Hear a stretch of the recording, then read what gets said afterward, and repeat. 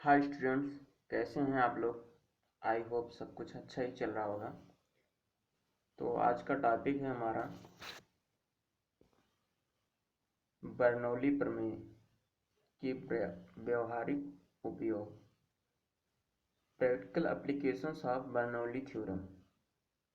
ठीक है, तो हमने बर्नौली प्रमेय में बताया था कि जब उसका प्रूफ कर रहे थे, ठीक है, इक्वेशन टाइप कर रहे थे, तो उस समय हमने बताया था कि इसका बर्नौली प्रमेय का प्रयोग हम लोग पाइप में प्रवाह, खुली नाली में प्रवाह जिसे ओपन चैनल कहते हैं, और स्वतंत्र जेट में प्रवाह। स्वतंत्र जेट में प्रवाह, अब कहोगे स्वतंत्र जेट में प्रवाह क्या होता है, तो बेसिकली आप लोग समझ लो कि सपोज करो ये कोई टैंक है, यहाँ से लिक्विड निकलता है, दूसरे टैंक में हम लोग स्टोर करते हैं और इससे डिस्चार्ज हम लोग मेजर करते हैं, तो ये स्वतंत्र जेट में प्रवाह हुआ।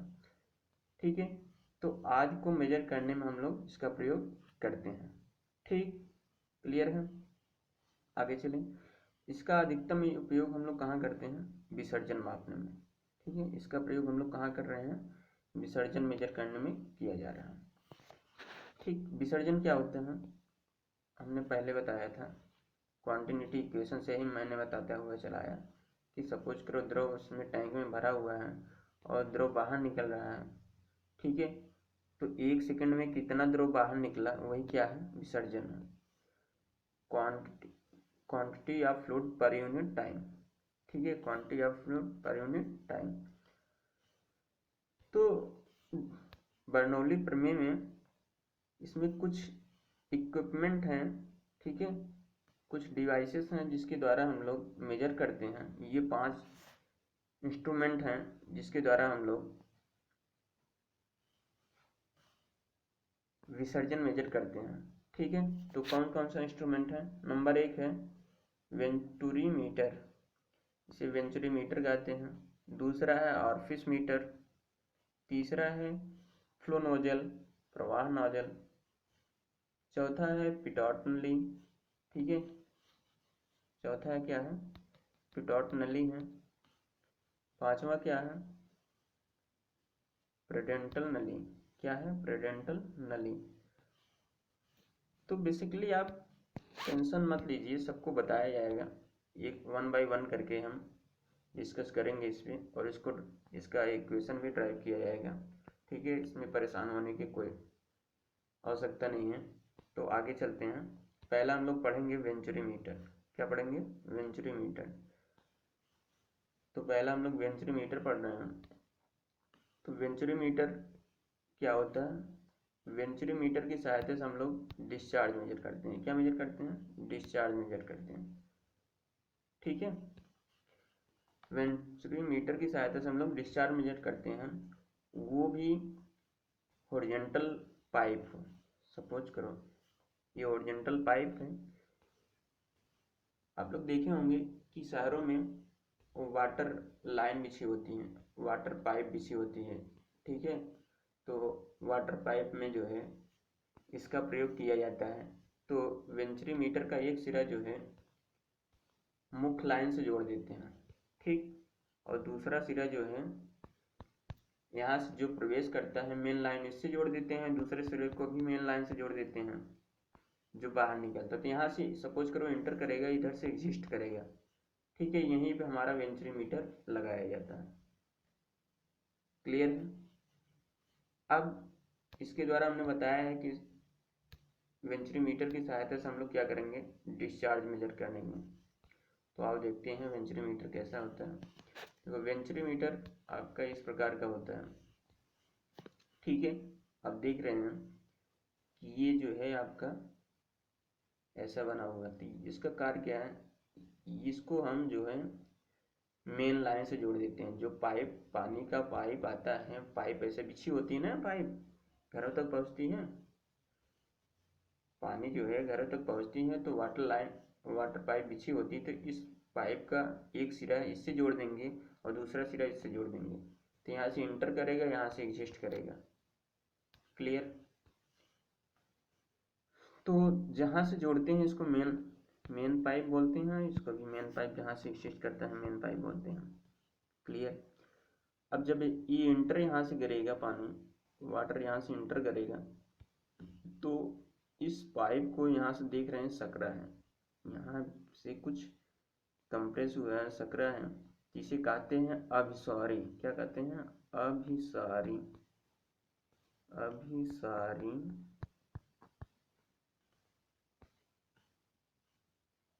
इसे कहते हैं अभिसारी, या इसको कहते हैं कॉन्वर्जेंट।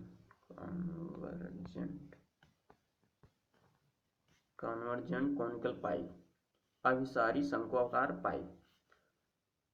अभिसारी शंक्वाकार पाइप है, ठीक है। अब इसमें देखते हैं इसकी जो है लंबाई कितनी रखी जाती है। इसकी लंबाई हम देख रहे हैं 2.5 डी, 2.5 डी रखी जाती है। इसका मतलब क्या है 2.5 डी का? जो हमारा देख रहे हैं यहाँ पे मेन पाइप है, जो मेन पाइप यहाँ से जुड़ी होती है, मेन पाइप का कुछ डाया होता है, मेन पाइप का डाया ही ये डी है। मतलब जो मेन पाइप का डाया होगा, जितना डाया होगा उसमें 2.5 से मल्टीप्लाई कर देंगे। क्या करेंगे? उसमें 2.5 से मल्टीप्लाई कर देंगे।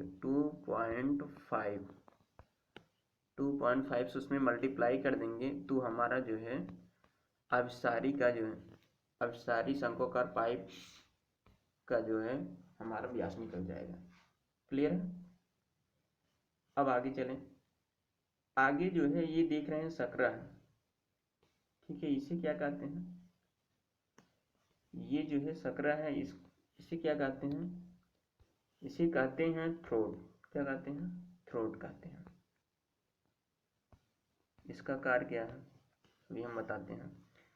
पहले इसका भी डाया हम देख लेते हैं। इसका डाया होता है D/3, D/3 से कम नहीं रखते हैं, ठीक है। जो मेन पाइप का डाया होगा उसका 3 भाग, तीसरा भाग से कम नहीं रखते हैं।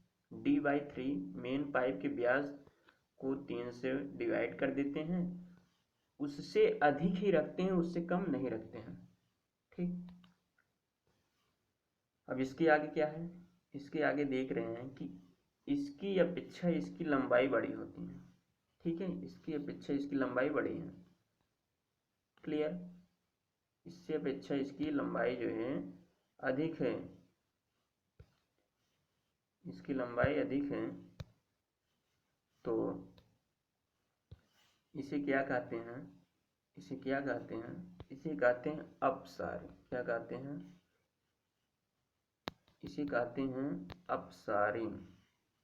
अपसारी शंक्वाकार नली, डाइवर्जेंट कॉनिकल पाइप। इसे क्या कहते हैं? डाइवर्जेंट कॉनिकल पाइप कहते हैं, ठीक है।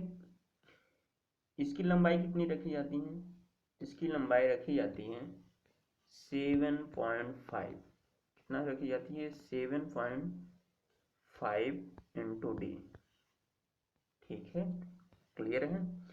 7.5 इंटू डी मतलब कि इसका जो व्यास होगा, ये मेन पाइप का जो व्यास आएगा जो जुड़ेगा इसमें, इस मेन पाइप के व्यास में हम 7.5 से मल्टीप्लाई कर देंगे, वही इसकी लंबाई हम रखेंगे, ठीक है। अब सारी शंक्वाकार नली का लंबाई कितना रखेंगे? जो इसका व्यास होगा उसमें 7.5 से मल्टीप्लाई कर देंगे, फिर उसी को हम उतना जो है इसका लंबाई रखेंगे।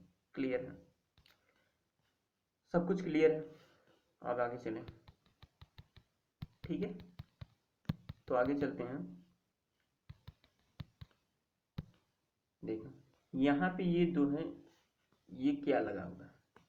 इसे क्या कहते हैं? इसे कहते हैं पीजोमेट्रिक ट्यूब। क्या कहते हैं? पीजोमेट्रिक ट्यूब, ठीक है। इसे क्या कहते हैं? पीजोमेट्रिक ट्यूब कहते हैं। ये पीजोमेट्रिक ट्यूब का प्रयोग हम लोग क्यों करते हैं? इसका कार्य क्या है? इसका कार्य हम देख रहे हैं यहाँ पे, इसकी डाया इसकी अपेक्षा कम है, यहाँ से कम होते हुए आया है, और इसके डाया यहाँ पे कम हो गया। तो इसका डाया जो कम हुआ है, तो यहाँ पे हमने बताया है कि जहाँ पे डाया कम होगा वहाँ पे वेलोसिटी अधिक होगी, ठीक है। वहाँ पे वेलोसिटी अधिक होगी, वेग अधिक होगी। तो जहाँ पे वेग अधिक होगा वहाँ पे प्रेशर कम होता है, ठीक है, वहाँ पे प्रेशर कम होता है। जहाँ पर वेलोसिटी अधिक होता है वहाँ पे प्रेशर कम होता है, ठीक। तो यहाँ पे प्रेशर कम होगा। तो इस प्रेशर को हम मेजर करने के लिए बेसिकली यही कार्य है इसका, पीजोमेट्रिक ट्यूब का यही कार्य है कि इसके प्रेशर को मेजर करता है कि कितना कम प्रेशर हुआ है, ठीक है। यहाँ पे कितना प्रेशर कम हुआ है, तो बेसिकली इसी का प्रयोग किया जाता है पीजोमेट्रिक ट्यूब का। तो इसका कार्य जो है प्रेशर मेजर करने में किया जाता है, ठीक है।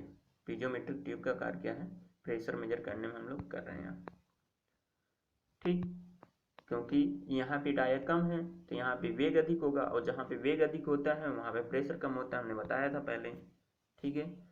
तो यहाँ पे प्रेशर कम होगा, और प्रेशर कितना कम होगा इसको हमें मेजर करने के लिए किसी इंस्ट्रूमेंट की आवश्यकता होगी। वह इंस्ट्रूमेंट हमारा क्या है, वह इंस्ट्रूमेंट क्या है, पीजोमेट्रिक ट्यूब है, ठीक है, पीजोमेट्रिक ट्यूब है। क्लियर, क्लियर है क्या, आगे बढ़ेंगे, ठीक है। चलो अब चलते हैं आगे।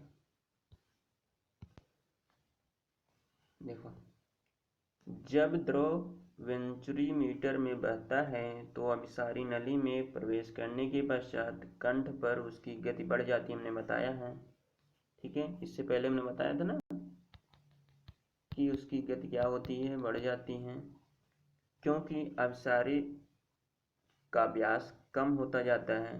जो आगे पहला पाइप शंक्वाकार अभिसारी लगा था उसका व्यास क्या हो जाता है, कम होता जाता है, और विसर्जन स्थिर रहता है, और उसकी डिस्चार्ज क्या होता है, स्थिर रहता है। उसकी डिस्चार्ज जो है कांस्टेंट रहती है, ठीक है, स्थिर रहता है। अतः यहाँ पे क्या, कौन सा इक्वेशन लग जाएगा, कॉन्टिन्यूटी इक्वेशन लगेगा, ठीक है, कॉन्टिन्यूटी इक्वेशन लग जाएगा। कंठ पर दाब कम हो जाएगा। इस कमी को पीजोमीटर ने बताया है कि पीजोमीटर या भेददर्शी द्वारा इसको मेजर किया जाता है, ज्ञात किया जाता है, ठीक है, ठीक है। अब चलते हैं क्रॉस सेक्शन फर्स्ट पे, ठीक। क्रॉस सेक्शन फर्स्ट पे देखते हैं, क्रॉस सेक्शन फर्स्ट और सेकंड पे। तो हमारा यहाँ पे बर्नौली थ्योरम क्या था, बर्नौली इक्वेशन क्या था, Z1 plus P1 upon rho g plus V1 square upon 2G था ना, is equal to Z2 plus P2 upon rho g plus V2 square upon 2G था ना, ठीक। तो हम इस पे अप्लाई करते हैं, ठीक, अप्लाई करते हैं। तो क्रॉस सेक्शन फर्स्ट पे देख लेते हैं, जहाँ पे पीजोमेट्रिक ट्यूब लगा था, एक पे, दोनों पे लगा था, एक कंठ पे लगा था और एक जो है अभिसारी पे लगा था, अभिसारी शंक्वाकार नली पे। तो पहले हम अभिसारी शंक्वाकार नली पे देख लेते हैं। तो यहाँ पे जो है दोनों पे देख लें, ठीक है, दोनों पे देख लेते हैं। तो यहाँ पे हमारा प्रेशर हेड क्या होगा, दाब शीर्ष क्या होगा, प्रेशर हेड क्या हो जाएगा, प्रेशर हो जाएगा P1 अपान रो जी, और क्या होगा P2 अपान रो जी। उसी प्रकार क्रॉस सेक्शन 1-2 पर वेलोसिटी हेड देख लेते हैं, वेलोसिटी हेड देख लेते हैं, गति शीर्ष लेते हैं, ठीक है। तो क्या हो जाएगा V1 स्क्वायर अपान 2G, और क्या हो जाएगा V2 स्क्वायर अपान 2G। तो हम पुटअप कर देते हैं। देखो पुटअप कैसे करेंगे, फर्स्ट वाले इसको देखते हैं। यहाँ पे देखो, यहाँ पे देखो, यहाँ पे इसका जो सेंटर है वो सेंटर देख रहे हो ना, वो सेंटर इसके केंद्र पे ही है। तो हमारा जो सेंटर ये बना हुआ है ये सेंटर इसके केंद्र पे ही है। तो इसका जो Z1 स्टैटिक, जो हमने बताया था कि स्टैटिक एनर्जी होती है स्टैटिक एनर्जी, ठीक है, या आप कह सकते हो कि पोटेंशियल एनर्जी, ठीक। पोटेंशियल एनर्जी क्या होगा हमारा, जीरो हो जाएगा, Z1 बराबर Z2 बराबर जीरो। क्यों, क्योंकि इसका केंद्र पे ही है, तो यहाँ से कोई लंबाई इसका है नहीं, यहीं पे है, तो इसका मान क्या हो जाएगा, जीरो हो जाएगा। अब इसको डाटम लाइन मानते हैं यहाँ से, तो यहाँ से इसका डिस्टेंस लेते हैं तब ये Z1 और Z2 होता है, बट ये सेंटर से ही गया है तो इसका जो है Z1 Z2 का मान क्या हो जाएगा, जीरो हो जाएगा। और जब Z1 Z2 का मान जीरो हो जाएगा तो हम चलते हैं आगे, ठीक है। जब Z1 Z2 का मान 0 हो जाएगा तो देखो, तो वैल्यू हम पुटअप करते हैं तो क्या हो जाएगा, क्रॉस सेक्शन 1 पे हो जाएगा P1 upon rho g plus V1 square upon 2G। Z1 और Z2 तो यहाँ से 0 हो गया ना, Z1 प्लस Z2 जो था तो ये 0 हो जाए, तो यहाँ पे हम 0 पुटअप कर देते हैं। ठीक उसी प्रकार क्रॉस सेक्शन 2 पे क्या हो जाएगा, P2 upon rho g plus V2 अपान rho g plus Z2 equal, ये 0 हो जाएगा इसका मान। क्लियर है, आगे बढ़ें, चलो आगे बढ़ते हैं। ठीक है, तो अब जो है हम ये दाब ऊर्जा को एक साइड ले लेते हैं और गतिज ऊर्जा को एक साइड ले लेते हैं। तो जब दाब ऊर्जा को एक साइड ले लिए तो ये हो गया P1 अपान रो जी, इधर ये प्लस से इधर आएगा तो माइनस हो जाएगा, तो P1 upon rho g minus P2 upon rho जी। इधर वेलोसिटी पहले से है V2 अपान 2G, अब ये V1 उधर जाएगा इधर आएगा तो क्या हो जाएगा, ये माइनस हो जाएगा ना, तो माइनस, ये माइनस हो जाएगा, तो V2 square upon 2G minus के V1 स्क्वायर अपान 2G।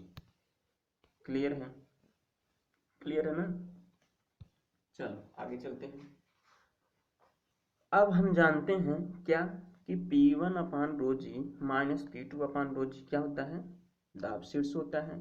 तो दाब शीर्ष को हम लोग किससे डिनोट करते हैं, दाब शीर्ष को हम लोग H से डिनोट करते हैं। किससे डिनोट करते हैं, H से डिनोट करते हैं ना, बताया था हमने। दाब शीर्ष को H से डिनोट करेंगे तो देखो हमने लिखा है वी नो दैट, हम जानते हैं कि P1 upon rho g minus P2 upon rho g equal to H। तो हम यहाँ पे पुटअप कर देते हैं P1 अपान रो जी और माइनस P2 अपान रो जी के स्थान पे H पुटअप कर दिए, और ये जो है हमारा क्या है V2 अपान रो 2G माइनस V1 अपान 2G ऑलरेडी है। अब हम जानते हैं क्या कि Q बराबर होता है ये इंटू भी। कॉन्टिन्यूटी क्वेश्चन हमने प्रूव किया था, बताया था ना कि डिस्चार्ज इक्वल टू क्या होता है, एरिया इंटू वेलोसिटी। ठीक, अब ये क्रॉस सेक्शन 1 पे लेंगे तो ये A1 हो जाएगा, ये V1 हो जाएगा। इसी प्रकार क्रॉस सेक्शन 2 पे लेंगे तो ये हो जाएगा A2 और V2 हो जाएगा। तो क्रॉस सेक्शन 1 पे देख लें तो ये हो जाएगा Q equal to A1 V1। ठीक, अब हमें निकालना क्या है, यहाँ पे V लिखा हुआ है तो हमें V का मान निकालना है। तो V1 इक्वल टू क्या हो जाएगा, इसको इधर ले लेते हैं, एरिया को इधर ले लाए आएंगे तो क्या हो जाएगा, Q अपान हो जाएगा A1। बात समझ में आया, बात समझ में आया, फिर से बताया। चलो Q इक्वल टू होता है ये A1 into V1 cross section first पे। अब हमें निकालना है V का मान, क्योंकि V यहाँ पे दिया हुआ है, V लिखा हुआ है, तो V1 इक्वल टू क्या हो जाएगा, अब Q को इधर आएगा, Q को हम लोग किधर लाएंगे, इधर ले आएंगे, Q इधर आ गया तो हमारा क्या हुआ, Q सॉरी A को इधर आ गया, ठीक है, A को इधर आ गया तो क्या हुआ, Q अपान A1 हो गया ना। तो V1 इक्वल टू क्या आ गया, Q अपान A1 आ गया। तो ये वैल्यू हम पुटअप कर देंगे यहाँ पे। देखो V2 स्क्वायर अपान 2G तो हो जाएगा Q अपान A2 है ना, A2 ठीक। इसी प्रकार माइनस Q अपान A1 का स्क्वायर, Q अपान A2 का स्क्वायर। देखो यहाँ पे हमने पुटअप कर दिया और V1 के स्थान पे क्या लिया, Q अपान A1 लिख दिया, स्क्वायर है तो स्क्वायर हो गया, तो V आ गया। ठीक है, क्या आ गया कि Q अपान A2 स्क्वायर माइनस Q अपान A1 स्क्वायर अपान 2G आ गया। क्लियर। अब हम क्या करेंगे कि ये जो है H इक्वल टू आ गया कि Q अपान A2 स्क्वायर माइनस Q अपान A1 स्क्वायर अपान 2G। तो 2G को इधर ले लेते हैं Q H की तरफ, तो क्या हो जाएगा, यहाँ पे हम जो है Q अपान 2G, Q स्क्वायर है यहाँ पे तो Q स्क्वायर हो जाएगा, तो Q स्क्वायर अपान 2G इधर आ गया। अब यहाँ पे बचा क्या, 1/A2 का स्क्वायर, 1/A2 का स्क्वायर, यहाँ पे बचा क्या, 1/A1 के स्क्वायर, 1/A1 के स्क्वायर है। ठीक, अब इसका A1 A2 के एलसीएम ले लेते हैं, तो A1 स्क्वायर A2 स्क्वायर, इधर A1 स्क्वायर हो जाएगा, इधर क्या हो जाएगा, A2 स्क्वायर हो जाएगा, तो A1 स्क्वायर माइनस के A2 स्क्वायर। ठीक है, क्लियर है ना। चलो चलते हैं आगे। ठीक है, अब देखो हम क्या करें कि ये जो है इधर ले लेते हैं, इसको इधर ले लेते हैं। ठीक है, और हमको निकालना क्या है, बेसिकली डिस्चार्ज ही निकालना है ना, क्यू ही निकालना है, डिस्चार्ज निकालना है। तो डिस्चार्ज इक्वल क्या हो जाएगा, ये √2g इधर आ जाएगा और इसको भी इधर ले लेंगे, तो QT स्क्वायर इक्वल क्या हो जाएगा, ये चीज़ इधर आ जाएगा, ये सब इधर आ जाएगा। ठीक है, तो हो जाएगा, ये इधर जाएगा तो 2GH हो जाएगा, तो 2GH हो जाएगा, ये भी इधर जाएगा तो हो जाएगा क्या, ये पलट जाएगा, तो हो जाएगा A1 square A2 square upon क्या हो जाएगा, A1 का स्क्वायर माइनस के A2 का स्क्वायर हो जाएगा। क्लियर है। ठीक है, अब हम क्या करें कि A1 स्क्वायर और A2 स्क्वायर है ये, तो इसको स्क्वायर हटा देंगे, तो ये स्क्वायर, यदि इसका स्क्वायर हटाएंगे तो यहाँ पे ये अंडर रूट हो जाएगा ना। ठीक है, और ये क्या हो जाएगा, ये भी स्क्वायर है तो ये भी स्क्वायर इसका हट जाएगा।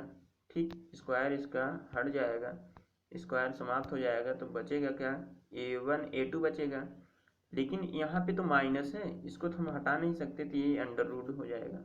ठीक, तो हमारा फाइनल इक्वेशन आ जाएगा क्या कि Q equal to A1 A2 upon under root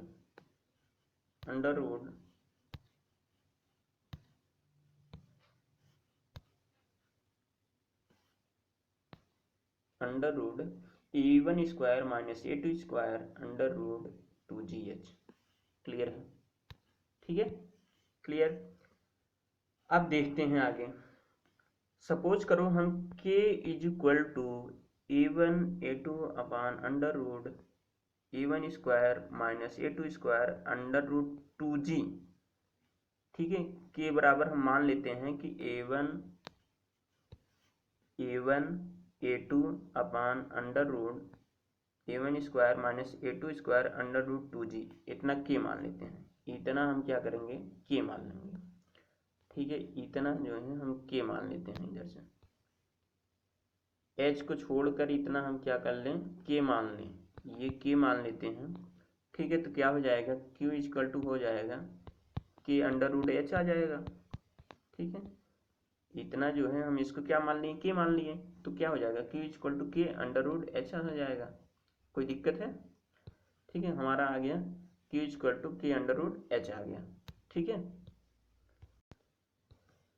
और K का मान वेंचुरीमीटर के शेप और स्पेस पर, उसके आकार तथा स्थान पर निर्भर करता है। ठीक है, K का मान वेंचुरीमीटर के आकार और स्थान पर निर्भर करता है। किसी स्थान पर यह स्थिर होता है, कांस्टेंट होता है। जब ये कांस्टेंट हो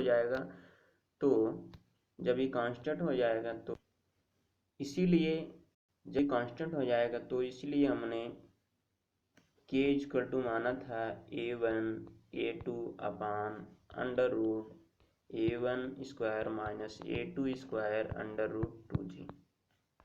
ठीक है, इसीलिए हमने इसको K माना था, क्योंकि ये कांस्टेंट हो जाएगा, इसका वैल्यू चेंज नहीं होगा, इसलिए ये कांस्टेंट, इसको हमने K मान लिया।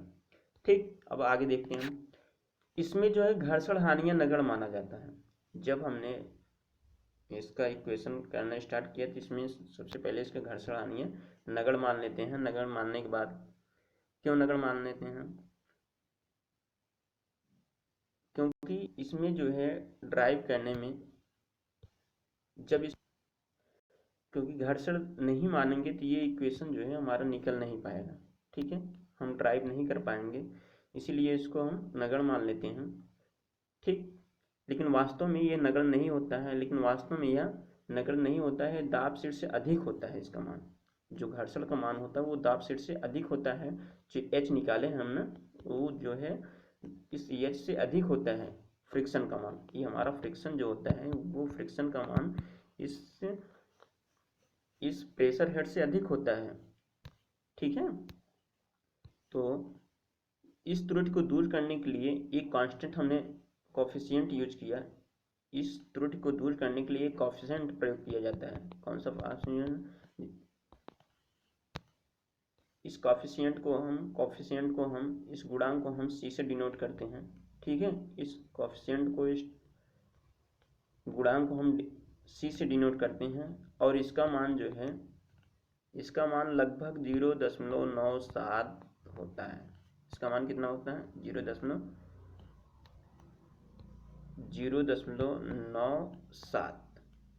जी, ठीक है, क्लियर। 0.97 होता है। चले आगे, चलो चलते हैं आगे हम, ठीक है। अब देखें एच हमारा है क्या, ये जो है एच हमारा यही है, ठीक है। यहाँ से यहाँ तक की दूरी क्या है? यही एच है, यही तो दाब शीर्ष है, ठीक है, क्लियर है। तो इसलिए Q इक्वल टू सी के, कोफिशिएंट जो हमारा माना है सी है, तो Q इक्वल टू सी के अंडर रूट एच हो जाएगा, ठीक है। के हमारा क्या था? के हमारा कांस्टेंट था, वेंचुरोमीटर कांस्टेंट था, जिसका वैल्यू क्या होता था? K equal to A1 A2 upon A1 square minus A2 square under root 2G होता है, क्लियर। चलो आगे बढ़ते हैं। अब देखते हैं कि सपोज करो ये भेददर्शी है, ठीक है, डिफरेंशियल मैनोमीटर है। क्या है? डिफरेंशियल मैनोमीटर, भेददर्शी है, ठीक। इसको हमने बहुत पहले ही पढ़ाया था भेददर्शी को, तो ठीक है। देखो इसमें अब ये भेददर्शी हमने लगा दिया, यहाँ पे ये इनलेट करेगा, यहाँ से वाटर प्रवेश करेगा। जब वाटर प्रवेश करेगा तो यहाँ पे दाब अधिक होगा, ठीक है। यहाँ पे दाब अधिक होगा क्योंकि एरिया ज़्यादा है। हमने बताया है कि जहाँ पे एरिया ज़्यादा होगा, जहाँ पे डाया अधिक होगा, वहाँ जहाँ पे डाया अधिक होगा वहाँ पे प्रेशर अधिक होगा, और जहाँ पे डाया कम होगा वहाँ पे वेलोसिटी अधिक होगा। तो जहाँ पे डाया कम होगा वहाँ पे वेलोसिटी अधिक होगा, और जहाँ पे डाया अधिक होगा वहाँ पे प्रेशर अधिक होगा। तो यहाँ पे प्रेशर अधिक है, इसलिए यहाँ पे जो है इसको दाब दिया, यहाँ पे प्रेशर मारा, प्रेशर मारने के बाद ये जो है यहाँ से इधर बढ़ गया, जितना दूरी ये इधर खिसका है उतना ये ऊपर बढ़ गया, ठीक है, क्लियर है। अब ये आगे बढ़ गया तो हम इसको P1 मान लिए, यहाँ पे प्रेशर P2 मान लिए। यहाँ पे प्रेशर कम होगा, यहाँ पे अधिक होगा, इसी की वजह से यहाँ पे जो है ये नीचे आ गया, और ये जितना नीचे आया उतना ये ऊपर चला गया, ठीक है, क्लियर है। अब ये कितना ऊपर गया है इसको x मान लिए, क्या x मान लिए। हमने बताया, अभी फिर से एक बार हम रिवाइज कर दें, एक बार फिर से बता दे रहे हैं कि यहाँ पे वाटर क्या करेगा? प्रवेश करेगा, यहाँ से इनलेट होगा, तो यहाँ पे क्या होगा? जब यहाँ पे प्रवेश करेगा तो इसका डाया अधिक है, पाइप का यहाँ पे डाया अधिक है, जिसके कारण यहाँ पे प्रेशर अधिक है, और यहाँ पे डाया कम है पाइप का, इसी को थ्रोट बोलते हैं ना, इसी को क्या करते हैं? थ्रोट बोलते हैं। यहाँ पे डाया कम है तो यहाँ पे वेलोसिटी अधिक होगा, ठीक। चले आगे, ठीक है। इसको हम क्या किए, यहाँ पे हमारा जो प्रेशर है वो प्रेशर की वजह से यहाँ पे दाब अधिक पड़ा, और ये जो है जितना यहाँ से नीचे आया वो उतना ऊपर चला गया। कितना ऊपर गया इसको x मान लिए, ठीक है, x मान लिए। अब चलो चलते हैं आगे। तो इसका फार्मूला होता है H is equal to x s minus one. X क्या है? जितना प्रेशर वो मारा है, जितना ऊपर हमारा लिक्विड ऊपर चढ़ा हुआ है, किसमें? डिफरेंशियल मैनोमीटर में। लिक्विड जितना ऊपर चढ़ा है वही तो हाइट है, ये एक्स। लिक्विड जितना ऊपर चढ़ा है वही एक्स है, ठीक है। एच क्या था? एच क्या था? दोनों पीजोमेट्रिक ट्यूब में प्रेशर डिफरेंस था। क्या था ये? प्रेशर डिफरेंस था, ठीक है, प्रेशर डिफरेंट था। पीजोमेट्रिक ट्यूब में, दोनों पीजोमेट्रिक ट्यूब में जो प्रेशर डिफरेंट है उसी को हमने एच बोला था, ठीक है। तो एच हमारा क्या होगा? P1 माइनस P2 हुआ, ठीक है, P1 माइनस P2 हुआ। और x क्या है हमारा? ये हाइट है, किसका हाइट है? लिक्विड का, ठीक है। लिक्विड का हाइट है, ठीक है, वेंचुरीमीटर में लिक्विड का हाइट है जो एक्स हमारा क्या है, लिक्विड का हाइट है। लिक्विड का हाइट है किसमें, डिफरेंशियल मैनोमीटर में। जितना ये नीचे यहाँ से दबा हुआ है उतना यहाँ से ऊपर हुआ है, और उसी को हमने एक्स मान लिया था, तो यही एक्स है ना। चलो चलते हैं आगे। अब यस का है, पूछोगे एस क्या है और यक्स क्या है। हमने यक्स तो पहले बता दिया, द्रव तलों का अंतर है, ठीक है। जो द्रव का त्वरण है, यहाँ पे हमने ऐसे माना था ना, ऐसे था ना, ठीक है। तो यहाँ से ऊपर ये चढ़ गया, कितना ऊपर चढ़ा था, इसको हम यहाँ से एक रेफरेंस लाइन ले लिया था, यहाँ से रेफरेंस लाइन लेकर यहाँ पे हमने देखा था कितना ऊपर चढ़ा हुआ है, एक्स ऊपर चढ़ा हुआ है। तो द्रव तलों का अंतर हो गया। दूसरा एस क्या है पूछोगे, तो एस इक्वल टू है दाब मापे में भरे द्रव का घनत्व, ठीक है। दाब मापे में भरे द्रव का घनत्व है अपान वेंचुरीमीटर में बह रहे द्रव का घनत्व है, ठीक है। एस इक्वल टू क्या है, ρ1 अपान ρ2 है, ठीक है, ρ1 upon ρ2। S equal to ρ1 upon ρ2। Density इसमें जो है, जो आपका दाब मापी है, डिफरेंशियल मैनोमीटर है, उसमें कुछ अलग लिक्विड होगा, ठीक है, हल्का होगा इसी। और इसमें जो है वेंचुरीमीटर में दो जो पानी बह रहा है उसका डेंसिटी है। तो इसी को हम क्या कर रहे हैं, इसी को एस कहते हैं, ठीक है। इसी को एस से डिनोट कर रहे हैं। क्लियर है, बिल्कुल क्लियर ना। इसी को आप जो है स्पेसिफिक वेट से भी डिनोट करते हैं, s equal to small w1 upon small w2, specific weight से भी डिनोट कर सकते हैं लिक्विड का वेट। क्लियर, लिक्विड का स्पेसिफिक वेट, ठीक है। चलो चलते हैं आगे। देखो वेरी इंपॉर्टेंट है एजम्पशंस। इसको मेजर करने से पहले कुछ एजम्पशंस माना जाता है, जैसे हमने बताया था ये फ्रिक्शनलेस है, ठीक है, इनकम्प्रेसिबल फ्लो के लिए लागू होता है। तो ये सब एजम्पशन था, जैसे बर्नौली थ्योरम था, ठीक है। और एजम्पशंस उसमें क्या था, पहला था इनकम्प्रेसिबल फ्लो था, फ्रिक्शनलेस था, ठीक है। तो ये सब एजम्पशन हैं। और इम्पॉर्टेंट ये है कि full water flow in venturimeter, मतलब वेंचुरीमीटर में जो वाटर फ्लो होगा वो पूर्ण रूप से भरा होना चाहिए। वेंचुरीमीटर पूर्ण रूप से भर कर ही फ्लो होना चाहिए वाटर, तभी ये जो है हमारा,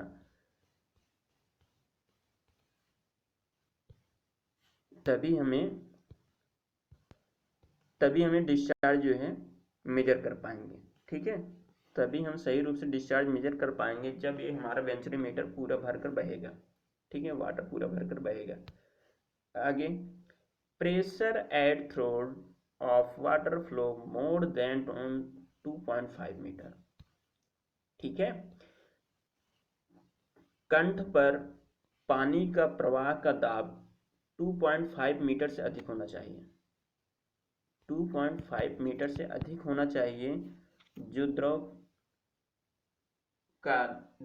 द्रव का प्रवाह होगा, जो वाटर का प्रवाह होगा थ्रोट पर, उसका दाब 2.5 मीटर से अधिक होना चाहिए। ये एजम्पशंस हैं, इतना एजम्पशंस मान कर ही हम लोग इसको जो है फाइंड करते हैं, ठीक है। इतना एजम्पशंस मानकर हम डिस्चार्ज को फाइंड करते हैं। क्लियर है, ठीक है। आई थिंक सबको समझ में आया होगा, ठीक है। तो वीडियो देखने के लिए धन्यवाद। चलो।